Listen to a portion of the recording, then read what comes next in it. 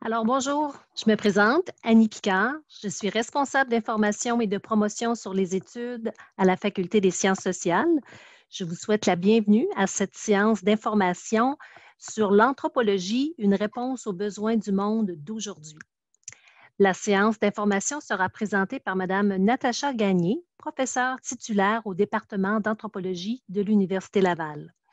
Nous prévoyons que la séance sera d'environ une quarantaine de minutes, suivie d'une période de questions où vous pourrez poser vos questions par écrit dans le chat ou encore de vive voix.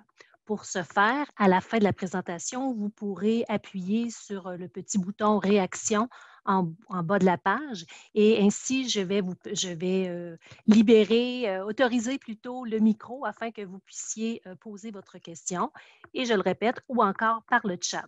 Vous avez reçu précédemment un courriel vous invitant à me transmettre vos questions par courriel, mais nous préférons que vous les adressiez directement dans l'outil du Zoom d'aujourd'hui. Alors, pour la période de questions, Mme Gagné sera accompagnée de Mme Julie Rodrigue, qui est conseillère à la gestion des études pour les programmes en anthropologie. Alors, elles pourront toutes deux répondre à vos questions à la fin de la présentation. En terminant, sachez que la séance est enregistrée. C'est la raison pour laquelle votre caméra est fermée. Alors, sans plus tarder, je laisse la parole à Mme Gagné. Bonjour Annie, merci et bonjour à tous et toutes. Bienvenue à cette webconférence.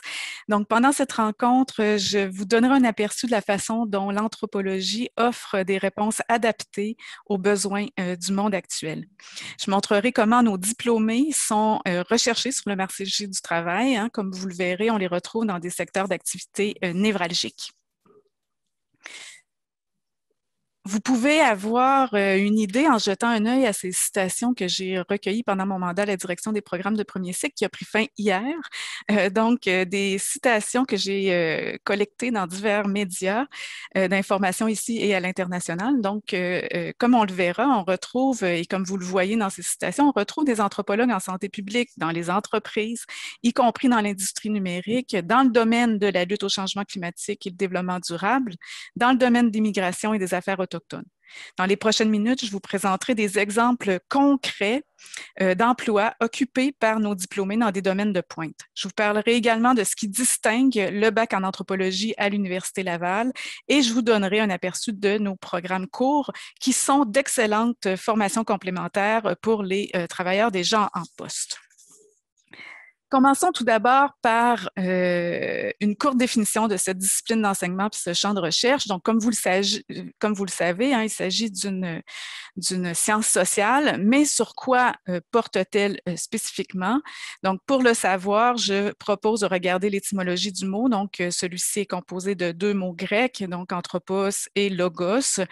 Et en anthropologie, on étudie les sociétés, les cultures humaines hein, dans toutes leurs dimensions, donc tant politique, économique, religieuse que juridique. Contrairement à d'autres disciplines qui se concentrent sur un objet bien précis, comme le font la science politique, l'économie ou la criminologie, par exemple, l'anthropologie est donc une science, holiste, c'est-à-dire globale. Donc, c'est la science qui étudie les cultures et les sociétés humaines dans leur globalité. L'anthropologie offre ainsi une compréhension d'ensemble, mais à partir d'activités ou de groupes restreints, parfois en retrait par rapport à la société globale, par une étude immersive.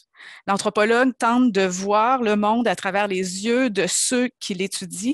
Cela exige de se concentrer de se décentrer par rapport à son propre univers, à son propre milieu de vie. L'approche comparative est d'ailleurs fondamentale en anthropologie et c'est ce qui permet d'ailleurs de passer du particulier au général et de dégager les constantes et les différences d'un milieu à l'autre. Vous me demanderez quelle est la différence avec la sociologie. La sociologie se situe d'emblée au niveau d'une perspective globale ou macro, celle de la société majoritaire, d'où la place plus grande donnée aux méthodes quantitatives. Donc, la sociologie peut étudier des phénomènes à l'échelle micro également, comme la famille, l'école, l'usine, mais elle le fait à partir de la société globale qui définit leur place, leur fonction, leur sens. L'anthropologie, pour sa part, s'intéresse d'abord aux pratiques, par exemple, celle de la vie quotidienne, elle s'intéresse à la sociabilité, aux rapports symboliques qui donnent sens à la vie d'un groupe. Si elle étudie l'usine, par exemple, elle le fera à partir du point de vue des gens qui y travaillent en essayant de comprendre leur microcosme, c'est-à-dire ce qui particularise la vie en commun dans cette usine particulière. Voyons maintenant quelques secteurs dans lesquels travaillent les anthropologues.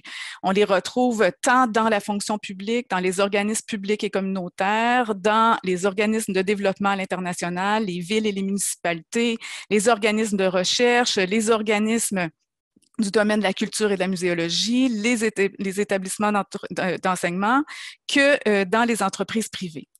Pour vous donner des exemples bien concrets, donc j'ai pensé vous présenter les profils d'emploi de quelques-uns de nos diplômés au premier, au deuxième et au troisième cycle.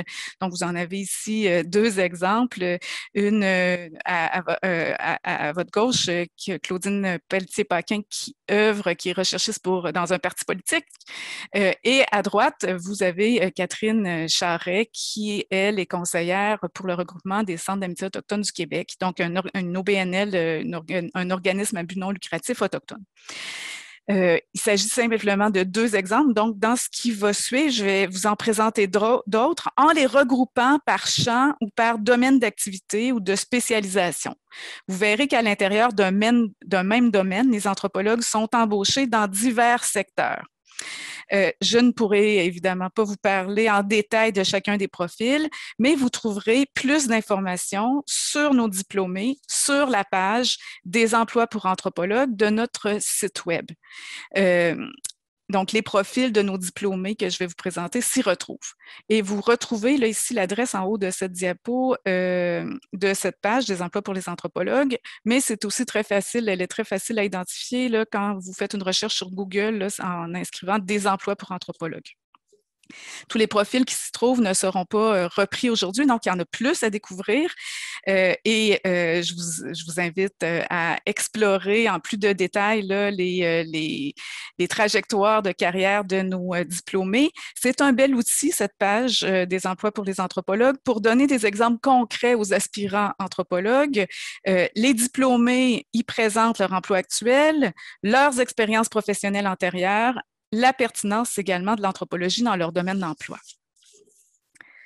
Un des domaines où on retrouve plusieurs de nos diplômés, c'est le domaine c'est la carrière d'animateur, de recherchiste ou de réalisateur. Donc, j'ai pensé aujourd'hui qu'il serait intéressant de mentionner, quand c'est possible, des exemples d'anthropologues connus du grand public. Et ici, vous avez le regretté Serge Bouchard, qui est l'exemple qui nous vient peut-être en premier au Québec, qui nous vient à l'esprit hein, quand on pense anthropologue. Serge Bouchard nous a malheureusement quittés trop tôt, hein, il y a tout juste quelques jours. C'est un diplômé du bac et de la maîtrise en anthropologie chez nous au département. Il a été essayiste, conférencier, animateur de radio, comme vous le savez, mais il a fait une multitude de choses peut-être moins connues au cours de sa carrière. Et je mentionnerai un aspect qui est justement peut-être moins connu, mais qui est un débouché pour nos diplômés.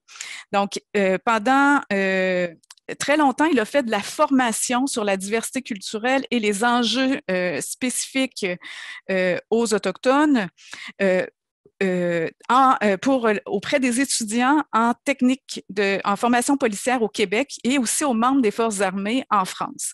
Et ça, c'est un domaine qui continue, qui est très important. On a chez nous une professeure, Caroline Hervé, et des étudiants du département qui œuvrent dans ce domaine. On a des diplômés également, notamment qui œuvrent auprès des forces policières et de la GRC, en particulier dans le nord du Québec.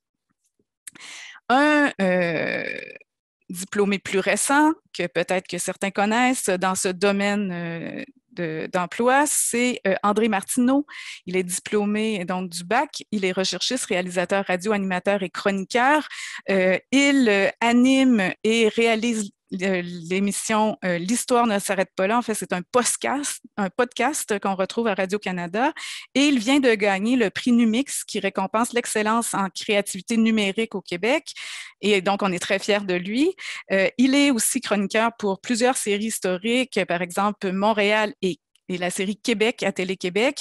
Et il a participé à de nombreuses émissions de radio à Radio-Canada, Macadam Tribu, Aujourd'hui l'Histoire et bien d'autres. Donc, il s'agit ici de deux exemples simplement dans ce domaine.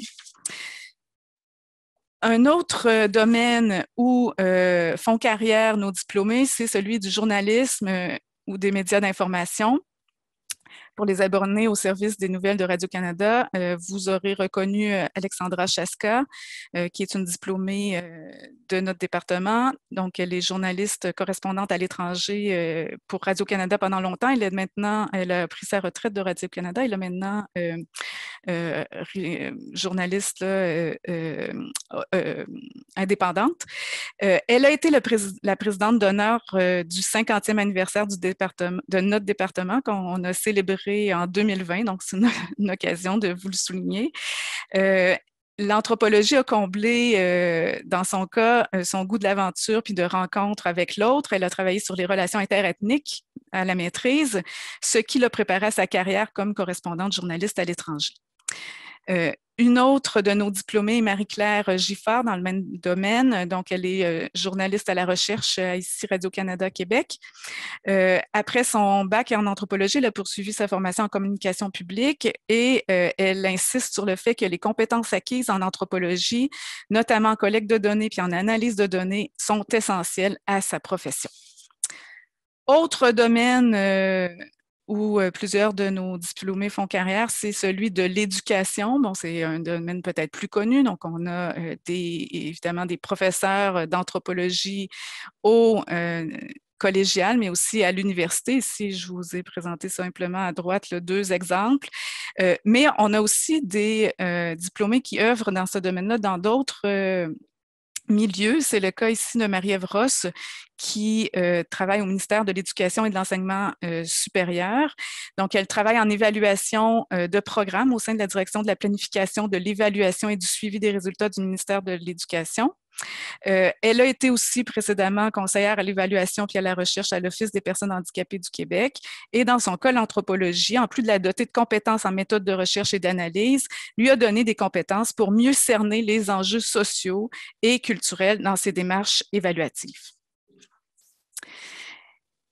Évidemment, le domaine de la recherche est une voie professionnelle intéressante pour nos diplômés. On les retrouve là, dans différents domaines.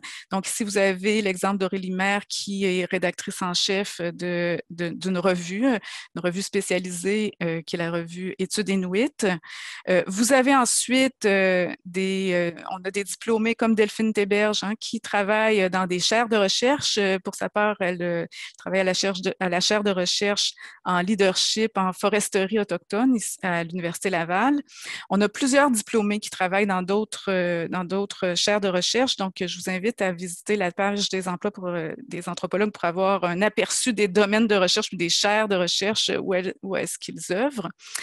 Vous avez l'exemple également de Dominique Simard qui, en plus d'enseigner au Cégep, est un professionnel de recherche à l'Université du Québec à Rimouski, donc dans le domaine de l'éducation. Donc, il a travaillé sur des outils didactiques, sur la persévérance scolaire, notamment, il a développé des outils pédagogiques à travers la bande dessinée. Donc, c'est un autre débouché intéressant. Et vous avez à droite, donc, l'exemple de Karine Saint-Denis qui a travaillé, vous allez voir sur des emplois sur la page des emplois pour les anthropologues, elle a travaillé dans plusieurs domaines, mais ici, je vous ai donné comme une illustration le fait qu'elle a travaillé, elle a été chercheuse à l'École nationale des pompiers du Québec, puis à l'Association des chefs en sécurité incendie du Québec. Donc, c'est un débouché encore là intéressant avec sur ses recherches portaient sur la sécurité, donc incendie. Et donc, on voit que la recherche, il y en a dans différents milieux, hein, autant dans des pour le compte d'associations professionnelles, pour le compte d'écoles professionnelles comme l'École nationale des pompiers. Donc, il y a différentes possibilités là, en recherche en dehors finalement du monde universitaire à proprement parler. Ici, je vous donne un exemple d'un autre anthropologue bien connu sur la scène internationale, donc dans le domaine de l'interculturel, que ce soit auprès des populations autochtones ou immigrantes. Il s'agit du musicien et chanteur sud-africain Johnny Clegg. Donc, c'est un exemple que sur la scène internationale qui est surnommé le Zoulou blanc. Il a été très connu pour son activisme anti-apartheid. Puis, avant de se consacrer entièrement à la musique, il a enseigné l'anthropologie. Mais qu'est-ce qui est intéressant, c'est que par sa musique, donc, il a participé au dialogue interculturel. Donc, l'interculturel, c'est vraiment un domaine très important, là, une voie d'avenir pour nos diplômés. Je vous donnerai ici quelques exemples. Donc, vous avez Mélanie Picard, donc, qui est diplômée à la maîtrise, qui est intervenante communautaire interculturelle au Comité d'accueil international des Bois-Francs. Donc, elle travaille auprès notamment des réfugiés. Cet organisme est un des 14 organismes, en fait, au Québec qui est responsable de l'accueil des réfugiés qui sont pris en charge par l'État. Donc, dans son travail, elle voit au développement de leur autonomie. Elle se spécialise plus particulièrement en santé et sur la petite enfance. Donc, elle fait de l'accompagnement vers les services de santé. Elle soutient également les CPE, les milieux scolaires et les familles pour favoriser une bonne intégration et des conditions propices aux apprentissages là, chez les enfants immigrants et réfugiés. Vous avez ensuite Marie-Ève Paquette, qui est analyste en consultation autochtone au ministère de l'Environnement et de la lutte contre les changements climatiques. Donc, elle a pour mandat de déterminer les consultations à effectuer auprès des communautés dans le respect de la loi et les meilleures façons de procéder auprès des communautés autochtones. Elle représente également le ministère auprès des communautés. À droite, vous avez Ève Desroches-Maheu, qui est coordonnatrice du projet Sciences et territoires pour Fusion Jeunesse. Donc, c'est un organisme qui se déploie au Nunavik. Donc, elle participe à des projets créatifs, motivants, qui suscitent l'implication active des jeunes Inuits dans leur réussite scolaire. Donc, c'est très intéressant ce parcours d'Ève. Et après son mandat à Fusion Jeunesse, elle a rejoint en fait le ministère, elle aussi, de l'Environnement et de la lutte contre les changements climatiques. Et elle est également analyste en consultation autochtone comme Marie-Ève Paquette. Donc, autant Marie-Ève que Ève avaient fait leur maîtrise sur des sujets, sur des questions relatives aux questions autochtones. Donc, on a de nombreux diplômés qui œuvrent dans ce domaine-là, qu'ils soient autochtones eux-mêmes ou non. Tantôt, je vous donnais aussi en introduction l'exemple de Catherine Charret, là, qui a travaillé au regroupement des centres d'amitié autochtone du Québec. Un autre domaine intéressant de carrière pour nos diplômés, c'est le domaine de la coopération internationale ou de l'aide humanitaire. Donc, vous avez, par exemple, Claudia Lessard, qui, en plus d'enseigner au Cégep, participe sur une base régulière comme coordonnatrice de différents projets pour Médecins sans frontières. Marc-André Morancy, pour sa part, est conseiller aide financière et sert de lien avec la communauté chez Fondation Québec Philanthropique. Donc, il est responsable de l'aide financière aux OBNL des régions de Québec et de Chaudière-Appalaches. On a également Boris Ndé Takukam, qui est diplômé aussi chez nous, dans son cas au doctorat, et qui est chercheur pour la Croix-Rouge française. Ses recherches se déploient dans les camps de réfugiés, notamment au Cameroun, et il est également professeur à l'Université de Yaoundé, donc au Cameroun. Le domaine de la santé est certainement un autre débouché très intéressant pour nos étudiants et plusieurs organismes finalement ont à leur emploi des anthropologues. Ici, vous avez l'exemple de Liliane Bordeleau, qui est fonctionnaire au ministère de la Santé et des Services sociaux. Donc, elle est conseillère au soutien à domicile, notamment elle est responsable là, de réfléchir aux orientations en matière de des services destinés aux proches aidants. Donc, dans son cas, elle est fonctionnaire. Dans le cas d'Émilie Allaire, elle est agente de planification, de programmation et de recherche. Elle travaille au Centre intégré universitaire de santé et de services sociaux, c'est-à-dire au CIUS de la capitale nationale. Il y a plusieurs de nos diplômés, d'ailleurs, qui travaillent dans les différents CIUS. Je vous invite à aller voir notre page des emplois pour les anthropologues pour voir d'autres profils de diplômés dans ce domaine. Émilie œuvre dans le domaine des rituels en centre d'hébergement ainsi que dans les soins palliatifs. L'autre exemple que j'ai choisi de vous présenter, c'est celui d'Ève Dubé. Vous avez peut-être eu l'occasion de l'entendre ces derniers mois. En tout cas, moi, je l'ai entendu à plusieurs occasions dans les médias depuis le début de la pandémie. Ève Dubé, elle est chercheuse dans l'axe maladies infectieuses et immunitaires au CHU de Québec. Elle est aussi professeure invitée à notre département. Ève Dubé, elle est spécialiste des enjeux culturels, socio-éthiques entourant la prévention des maladies infectieuses. Elle s'intéresse particulièrement aux phénomènes complexes de l'hésitation à la vaccination. Donc, vous comprendrez que dans le contexte de la pandémie de COVID-19, ses services ont été requis à plusieurs occasions et continuent de l'être. Donc, le domaine de la santé, c'est vraiment un domaine de pointe où plusieurs de nos diplômés œuvrent. Le prochain domaine où est-ce qu'on retrouve des anthropologues, c'est le domaine municipal, régional et le développement des politiques publiques. Et là, je me demande si vous avez quelqu'un en tête, quelqu'un bien en vue qui est anthropologue. Donc, il s'agit, sans plus attendre, de Valérie Plante, donc une diplômée au bac en anthropologie, qui est aujourd'hui mairesse de Montréal. Donc, l'anthropologie mène vraiment à toute une panoplie de carrières, y compris donc, dans le domaine municipal. Et dans ce domaine, tout comme un peu plus large là, dans le domaine du régional puis de développement des politiques publiques. Donc, je voulais vous présenter l'exemple de Vincent Galarneau, qui est coordinateur de projet pour Vivre en ville. Donc, Vivre en ville, c'est une organisation d'intérêt public qui œuvre au développement de collectivités viables.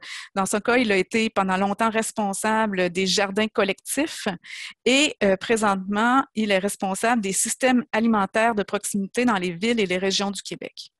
Donc, il est vraiment là ici, lui aussi, en temps de pandémie, on a vu toute l'importance que prenaient les systèmes alimentaires de proximité. Donc, il œuvre au développement durable, finalement, de ces systèmes alimentaires. Je voulais également vous donner l'exemple de Charlène Guertin, qui est agente de développement social à la table des partenaires du développement social de Lanaudière. Dans son cas, elle est responsable du dossier de la sécurité alimentaire, donc pour toute la région de Lanaudière. Autre exemple, celui d'Étienne Carbonneau. Donc, il a été chargé, je parle au passé, il a été chargé de recherche de programme au Fonds de recherche du Québec, Société Culture. Donc, il a fait de l'administration des politiques de la recherche et du financement de la recherche. Et aujourd'hui, Étienne est adjoint de la vice-présidente à l'enseignement et à la recherche de l'Université du Québec. Donc, beau développement pour Étienne, qui a travaillé au niveau là, du développement de la recherche scientifique au Fonds donc, de recherche du Québec, en collaboration finalement avec le conseiller scientifique du Québec et maintenant qui est à l'Université du Québec. Autre domaine également important, autre domaine de pointe pour nos diplômés, c'est le domaine du développement communautaire. Donc ici, je vous présente François Desjardins, qui est chargé de projet à Croque Ensemble des Basques. Donc, il est plus précisément animateur horticole, c'est-à-dire qu'il coordonne les initiatives citoyennes qui ont été créées dans le but de partager les tâches et les récoltes. Et il est également animateur de cuisine collective. Marie-Thérèse Abogo, pour sa part, a été coordonnatrice des services au Centre d'action bénévole de Coansville. Donc, elle a soutenu plus de 20 organismes communautaires là, à travers son travail. Je parle au passé ici parce que Marie-Thérèse enseigne aujourd'hui dans une université sur la côte ouest, en Colombie-Britannique, et elle œuvre également à l'international. Elle a notamment été à l'emploi du Centre canadien d'études et de développement international, le CECI, à Dakar, au Sénégal, et plus spécifiquement, elle a œuvré à la mise en œuvre des initiatives du Centre pour le développement du genre. Jean-Daniel Vachon, pour sa part, est intervenant interculturel pour Motivation Jeunesse ici à Québec.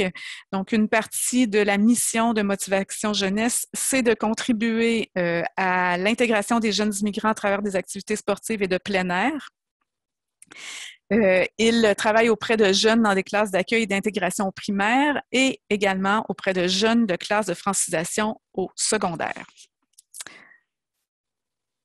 Le domaine de l'anthropologie appliquée, les études d'impact, c'est aussi un domaine important où on retrouve des anthropologues.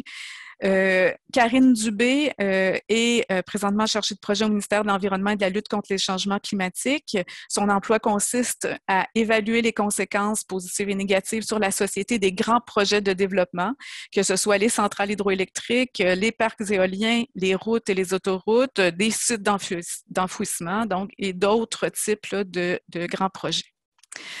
Caroline Larose, pour sa part, est conseillère en planification des transports et en mobilité durable au ministère des Transports. Elle travaille spécifiquement sur les projets en transport, dans son cas, et elle assure notamment le suivi des 181 mesures de la politique de mobilité durable. Autre domaine de pointe, c'est celui de l'industrie numérique. Donc ici, vous allez vous demander pourquoi je vous ai mis une photo avec un point d'interrogation. C'est qu'on a quelqu'un ici qui œuvre qui est consultant pour une compagnie de jeux vidéo. Et dans ce domaine, on est souvent soumis à un accord de non-divulgation. Donc, c'est son cas. Vous allez me demander à ce moment-là comment ça que je connais le cas de ce diplômé si il est soumis à un accord de non-divulgation. C'est parce que j'avais été moi-même approchée au départ pour être consultante auprès de cette compagnie de jeux vidéo.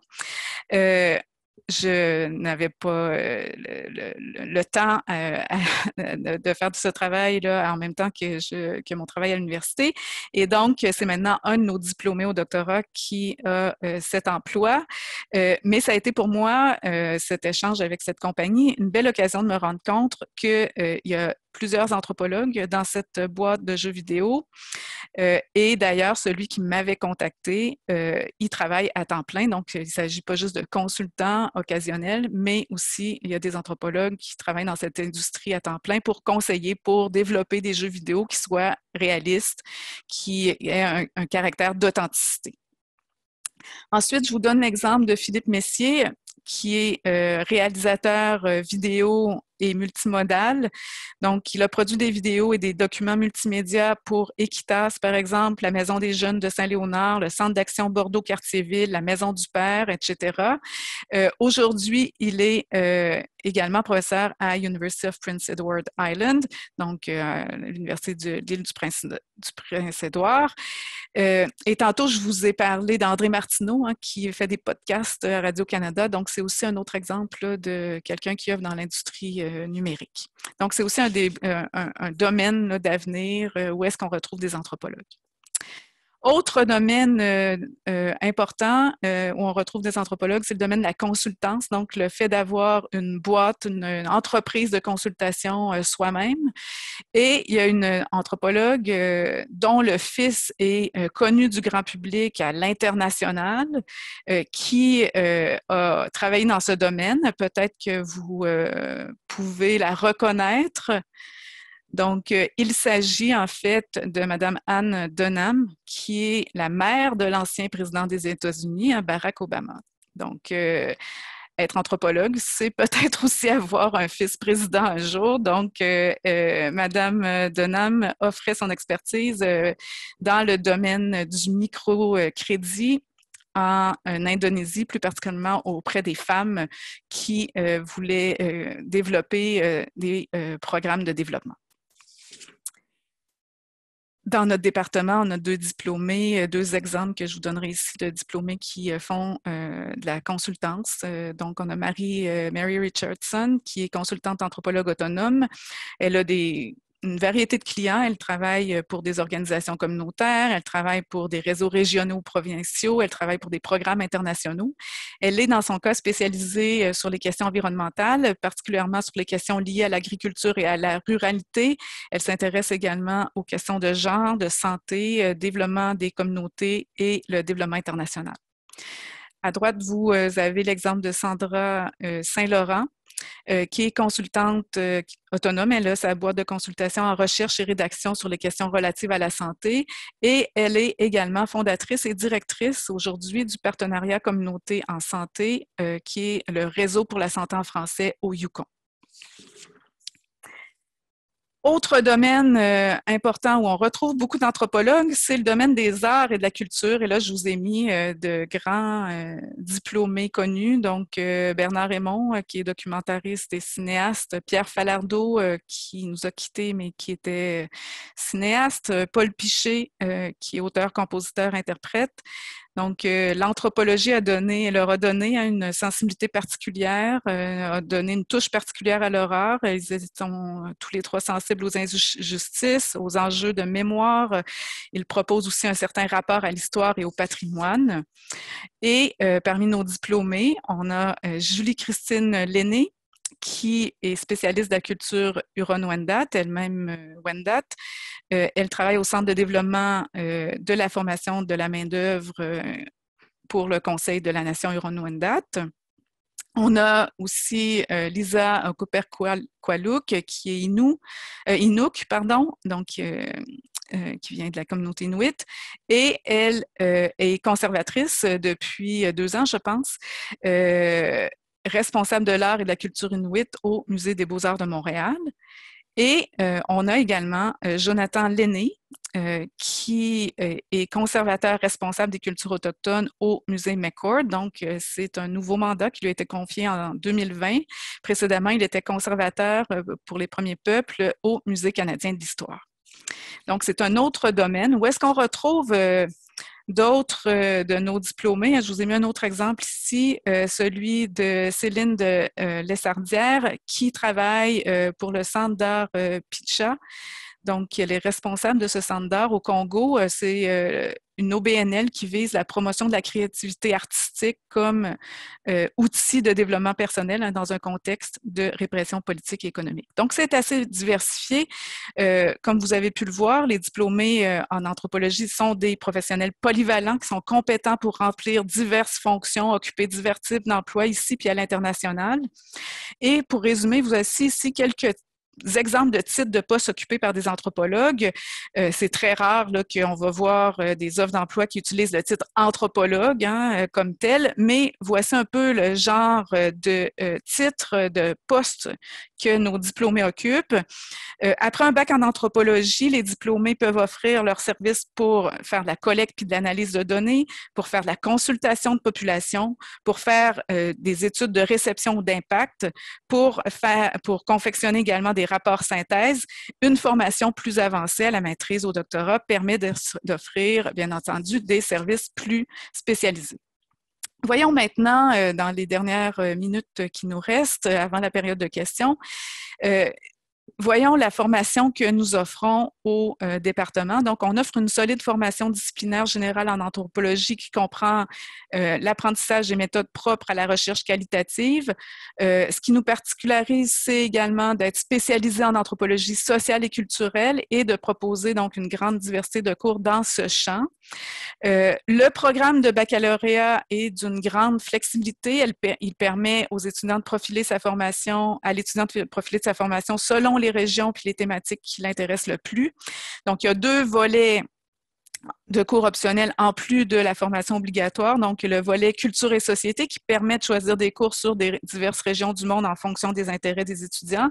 Et ensuite, on a le volet recherche spécialisée qui permet de choisir des cours sur divers champs de recherche, que ce soit, par exemple, je vous donne quelques exemples de cours territoire et ressources naturelles, anthropologie de la santé, anthropocène, entre crise et espoir, ingénierie sociale et post-humanisme, anthropologie des pratiques rituelles, anthropologie de la consommation. Donc, il y a une longue liste comme ça et les étudiants peuvent donc profiler leur programme selon leurs intérêts et selon ce qu'ils visent plus tard pour leur carrière.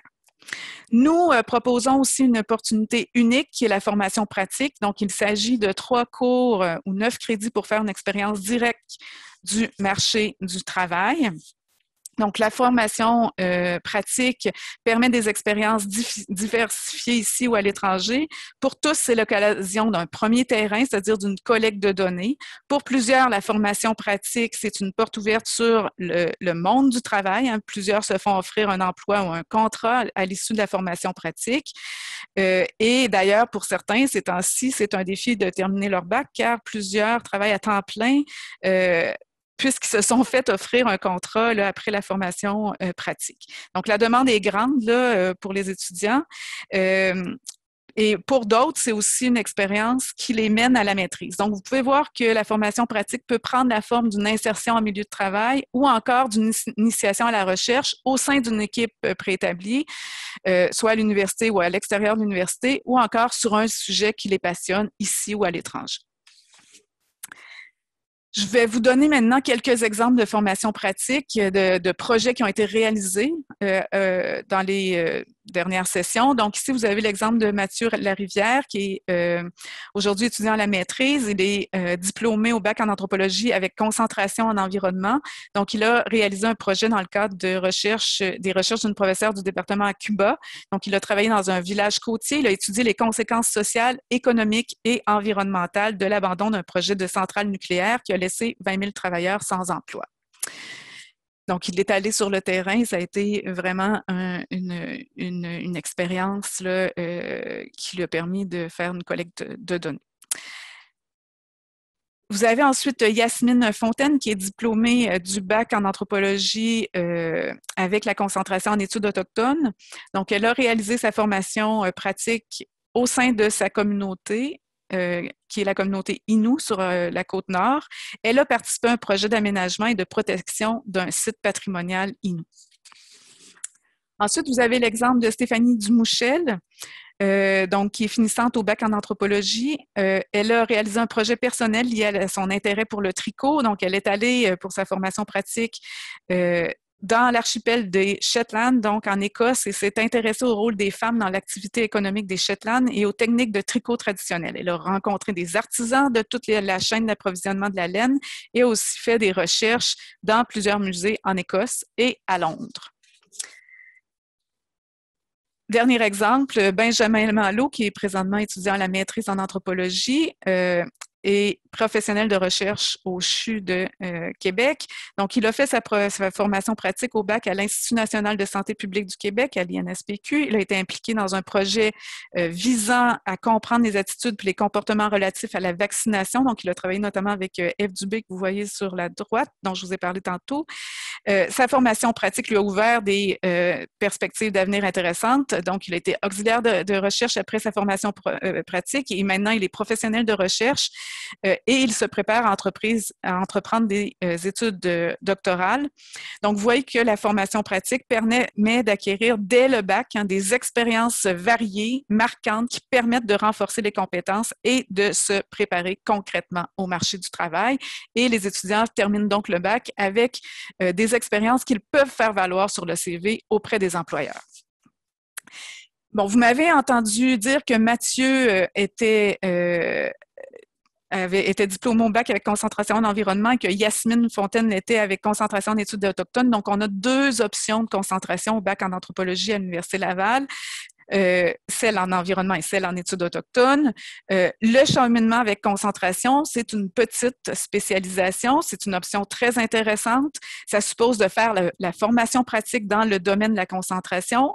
S'ajoute aussi 1 ou 2 cours obligatoires de plus au volet de cours obligatoires qui sont spécialisés dans le domaine de la concentration et les cours complémentaires, donc les 9 à 10 crédits qui sont pris dans d'autres disciplines sont pris dans le domaine de la concentration.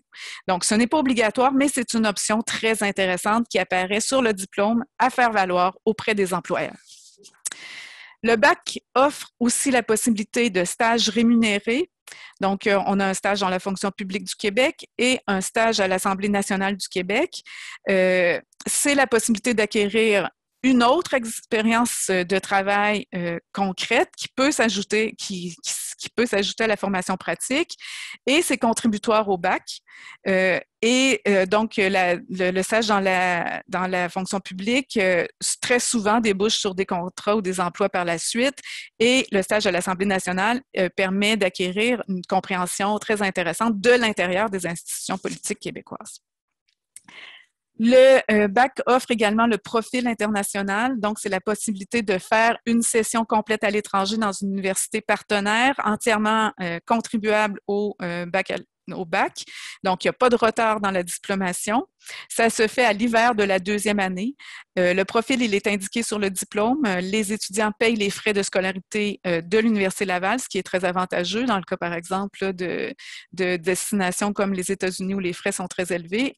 Les étudiants payent les frais de l'Université Laval, vont faire une session là-bas, ont une bourse de 3 000 $ pour les aider de la part de l'université. Et le département, comme vous pouvez le voir, a des ententes particulières avec 16 universités dans 10 pays, ce qui inclut également des territoires d'outre-mer de la France en Océanie. Donc, et aussi, il y a d'autres possibilités avec le programme d'Échange Canada. Donc, on a des ententes avec l'Université d'Ottawa et l'Université de Regina. Et dans ce cas-là, le soutien est une bourse de 2 000 $. Donc, c'est une opportunité intéressante également à faire valoir auprès des employeurs. Le département offre également un laboratoire d'anthropologie visuelle et multimodale qui permet de faire du tournage, du montage, donc très utile pour la formation pratique, mais aussi pour, dans le cadre de d'autres cours, des projets personnels. Ça peut également être un atout pour certains étudiants. Nos programmes sont variés. En plus du bac, on offre plusieurs programmes courts, donc qui peuvent entrer dans la composition d'un bac multidisciplinaire ou qui peuvent être suivis comme formation complémentaire par des professionnels qui souhaitent ajouter une corde à leur arc. Par exemple, ça peut être suivi par des gens qui sont amenés à travailler avec les communautés du Nord sur des dossiers relatifs aux questions autochtones auprès de populations immigrantes. Plusieurs de ces programmes courts sont offerts partiellement ou complètement à distance. Donc, on a un certificat en anthropologie sociale et culturelle, on a un certificat en études autochtones, un certificat sur la diversité culturelle et donc les certificats sont de 10 cours, c'est-à-dire l'équivalent d'1 an ou 2 sessions et les micro-programmes, c'est 3 cours, donc c'est très intéressant là, pour les professionnels en emploi. Donc, on a des micro-programmes en études autochtones sur la diversité culturelle, sur les enjeux du monde arabe et du Moyen-Orient et en études nordiques. Être étudiant au département, c'est aussi prendre part à une vie étudiante animée. Donc, l'association dispose d'un local, d'un journal étudiant. L'association est très dynamique. Elle organise plusieurs activités intra- et extra-universitaires, dont l'Entracte, qui est le spectacle de fin d'année, où c'est là qu'on voit les nombreux talents au sein du département. Et le département, c'est aussi un corps professoral. Donc, on a un corps professoral, je pense, dynamique, impliqué en recherche, mais aussi impliqué dans le milieu. Donc, les profs participent au débat de société, participent à l'étude d'enjeux de notre monde. Les professeurs sont soucieux et proches des étudiants. Ils sont investis également sur des terrains de recherche et auprès de populations sur les 5 continents. Donc, si vous avez, maintenant on va prendre les questions. Vous pouvez les poser peut-être de vive voix si vous aimez mieux, mais par le chat. Vous pouvez m'écrire. Donc, si vous avez par la suite, là, après la période de questions, vous avez des questions complémentaires. Donc, vous avez mon courriel et vous avez aussi les coordonnées de la nouvelle directrice des programmes de premier cycle, Stéphanie Lloyd, et vous avez son adresse ici. Donc, Annie. Oui, alors nous avons quelques questions d'arrivée. Tout d'abord, on nous pose la question à savoir si le lien de l'enregistrement sera disponible. Oui, il vous sera envoyé par le Bureau des services web et du recrutement étudiant autour du 15 juin. Donc, vous pourrez revisionner cette belle présentation. J'ai une question ici. Bonjour. Concernant la formation pratique, est-ce que les stages sont rémunérés et ont-ils lieu au Québec la plupart du temps? Alors, concernant la formation pratique, c'est distinct des stages. Donc, on a des stages, comme j'ai mentionné, des stages rémunérés et crédités, donc dans la fonction publique et aussi à l'Assemblée nationale. La formation pratique, c'est autre chose. Donc, c'est l'équivalent de 3 cours. Ce n'est pas rémunéré. C'est une expérience concrète de la collecte de données, de l'analyse des données, soit en milieu de travail ou encore en milieu de recherche. Les étudiants, chaque session, qui sont rendus à faire la formation pratique. La formation pratique se fait à partir de l'été à la fin de la 2e année, donc au début de la 3e année. Et chaque session, ces étudiants qui sont rendus à faire la formation pratique se voient offrir une liste de projets. Donc, plusieurs sont ici au Québec, certains sont à l'international et ils ont aussi l'option de proposer leur propre projet qu'ils peuvent faire ici ou à l'international et qui sera supervisé par un professeur du département. Voilà. Merci des précisions. Une autre question ici, est-ce que le choix d'une concentration doit se faire au moment de la demande d'admission? Non, la concentration, je dirais que l'idéal, c'est de faire la demande de la concentration au cours de la première année. Donc, pendant la première session, les étudiants peuvent explorer un peu, voir comment ça se passe, voir les possibilités des concentrations et se faire ajouter la concentration en cours de route. Donc, de préférence au cours de la première année, là, parce qu'après, ça devient trop contraignant, là, parce qu'il faut quand même, il y a des exigences là, qui sont liées à cette concentration. Très bien. Je n'ai pas d'autres questions dans le chat.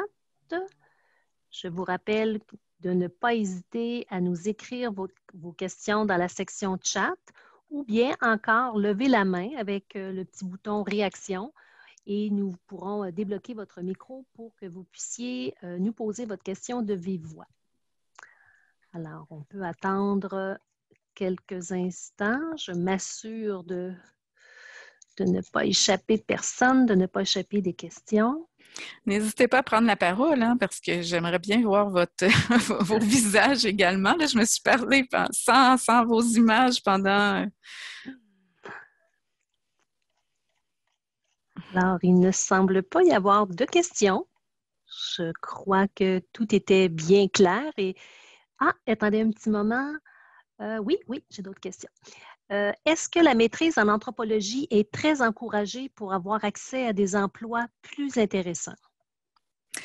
Comme je l'ai dit, la maîtrise et les études avancées permettent de se spécialiser, permettent d'acquérir des outils additionnels, permettent d'explorer un champ de recherche particulier plus en profondeur.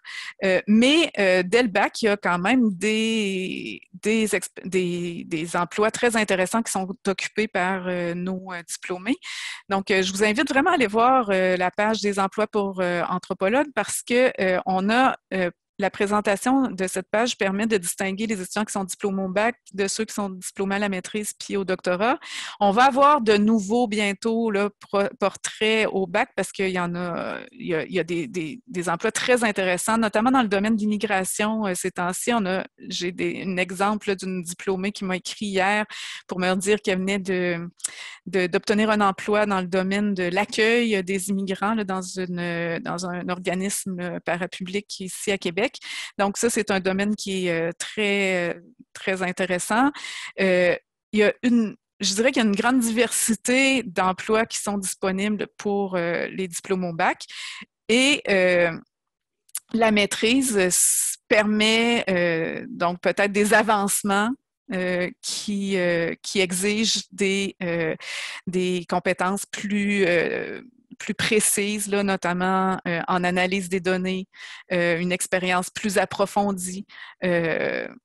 Donc, ça permet là, peut-être de diversifier, d'avoir plus d'avancement dans des postes. Par exemple, si on pense des postes dans les différents ministères, là, vous voyez qu'il y en a plusieurs. Les postes de recherche, souvent, ça exige une maîtrise. Merci. D'ailleurs, c'est souligné à plus d'une reprise que il est vraiment très intéressant de présenter les emplois de nos diplômés dans divers domaines et dans un domaine encore moins, pas assez connu. Une autre question ici. Pouvez-vous, super présentation, pouvez-vous reparler des différences avec la sociologie? Bon, la grande question, la différence avec la sociologie. Bon, il y a des choses que je n'ai pas mentionnées tout à l'heure. Traditionnellement, hein, l'anthropologie, la sociologie, c'est l'étude de sa propre société, puis l'anthropologie, c'était l'étude des sociétés autres ou des autres, la diversité, qu'elle soit à l'intérieur de sa propre société ou à l'étranger. Bon, aujourd'hui, cette distinction-là tient encore dans une certaine mesure, même s'il y a des sociologues aujourd'hui qui s'intéressent aussi aux autres, puis qu'il y a des anthropologues qui s'intéressent à leur propre société. Hein. Il y a des anthropologues qui sont des spécialistes de la société québécoise. Donc, ça, c'était traditionnellement une distinction. Ensuite, bon, il y a le regard macro. Hein, l'anthropologie, la sociologie, comme je vous l'ai mentionné tout à l'heure, se situe d'emblée au niveau d'une perspective globale, une perspective macro, souvent du point de vue de la société majoritaire. Et c'est pour ça qu'il y a une place plus grande pour les méthodes quantitatives en sociologie. Et en anthropologie, on se spécialise davantage à l'échelle micro, c'est-à-dire qu'on fait des études immersives. Hein, l'observation participante, c'est la méthode par excellence en anthropologie, c'est-à-dire on partage le quotidien des gens sur un temps relativement long pour comprendre de l'intérieur ces groupes avec lesquels on travaille. Et c'est pour ça que nos approches sont aussi plus qualitatives. Donc, on est vraiment perfectionné dans spécialisés dans les méthodes qualitatives, même si les sociologues font aussi ont aussi recours aux méthodes qualitatives, mais disons que c'est la méthode pour les anthropologues. Ensuite, bon, il y a des traditions, hein, il y a des traditions de penseurs qui colorent aussi chacune des disciplines et qui font que nos concepts sont un peu différents et qu'on regarde des choses là, d'angles différents qui nous particularisent. Donc, je ne sais pas si ça répond à la question. Si ce n'est pas suffisamment précis, vous pouvez me relancer puis j'essaierai de préciser davantage. Merci, Natacha. Nous avons une dame dont sa fille est finissante au baccalauréat en anthropologie et lauréate et étudiante à la maîtrise sur les minorités autochtones en Malaisie. Alors, merci de l'information, Madame Lemieux. Une autre question ici. Donc, est-ce qu'on peut affirmer qu'il y a un mythe en lien avec la formation en anthropologie, car les étudiants ont peur de ne pas pouvoir travailler après leur baccalauréat, leur formation? Ben, je pense que oui, là. Je pense que je vous ai montré que oui, c'est un mythe, qu'il y a pas de travail, que le travail est difficile à trouver. Là, ces temps-ci, là, on a le problème inverse, comme je vous disais tantôt. Il y a des étudiants qui ont beaucoup de contrats, qui même travaillent à temps plein, ont été recrutés après leur formation pratique. Et donc, c'est un défi pour finir leur formation, même au bac. Donc, ils sont recrutés, les étudiants, là, ils viennent de diplômer la cohorte de cette année. Et dans la dernière semaine, c'est au moins 7 étudiants qui m'ont écrit pour me dire qu'ils venaient d'obtenir un emploi. Donc, ça fait quelques jours à peine qu'ils ont terminé et ils sont placés sur le marché du travail. Donc, oui, c'est un mythe et que j'espère que j'ai participé à le défaire. Puis, encore une fois, je vous invite à aller voir la page des emplois pour des anthropologues parce que ça vous donne des exemples très, très précis sur la trajectoire aussi. Qu'est-ce qu'ils ont fait pour en arriver à leur travail actuel? Quel genre parfois, de petites formations complémentaires ils ont acquis, etc. Donc, oui, c'est un mythe et l'employabilité, elle est excellente. Exact. D'ailleurs, je vous ai mis en tout début de rencontre l'adresse web de la page dont Natacha a fait mention depuis quelques fois depuis le début de la présentation. Une autre question, est-ce qu'il y a des cours d'archéologie au sein du bac en anthropologie? À l'Université Laval, on est spécialisé en anthropologie sociale et culturelle. Donc, il n'y a pas d'archéologie, on n'offre pas la sous-discipline archéologie. Et là, je vois que justement dans le chat, il y a une différence avec le bac à l'Université de Montréal. Là. Bon, ça en est une différence. Donc ici, on est vraiment spécialisé en anthropologie sociale et culturelle. À l'Université de Montréal, ils offrent, là, eux, la sous-discipline archéologie, une des composantes de leur bac. Par contre, ici à l'Université Laval, il y a de l'archéologie et les étudiants peuvent prendre jusqu'à 4 cours d'archéologie comme dans le volet de cours complémentaires. Hein. Dans notre bac, il y a de 3 à 4 cours qu'ils prennent dans une autre discipline que l'anthropologie pour ouvrir leurs horizons, pour explorer autre chose. Quand ils sont dans une concentration, ces cours-là sont dans le domaine de la concentration. Mais ça peut être une opportunité pour prendre 4 cours d'archéologie. Donc, il y a aussi de l'archéologie à l'Université Laval et ça peut être contributoire à leur bac. Très bien. Alors, il ne semble plus y avoir de questions. Ah oui, il y en a une. C'était tout simplement un commentaire. Merci de votre présentation. Cette formation nous aidera à accompagner efficacement nos étudiants. Et autre question, est-ce qu'il y a des cours en géographie humaine dans le cadre du baccalauréat? Il y a des cours en géographie qui peuvent être suivis également là, comme cours complémentaires, c'est-à-dire les 3 à 4 cours hors discipline, donc qui permettent d'explorer un peu ce que la géographie humaine a à offrir, puis en quoi il est différent ou complémentaire à un regard anthropologique. Très bien. Alors, il n'y a pas d'autres questions. Je fais fi de tous les bons commentaires, Natacha, que vous recevez dans le chat. Merci, un grand merci à vous. Vous finissez votre mandat de directrice des programmes. Vous avez fini votre mandat hier, alors c'était un plaisir de travailler avec vous Merci. au cours des dernières années. Je me remercie pour la présentation. Merci, Julie Rodrigue. On n'a pas fait appel à vous pour aux compétences au niveau de l'admission des programmes. Alors, ce n'est que partie remise. Et merci à vous, chers participants. Vous recevrez, comme on le disait un petit peu plus tôt, le lien d'enregistrement d'ici une dizaine de jours.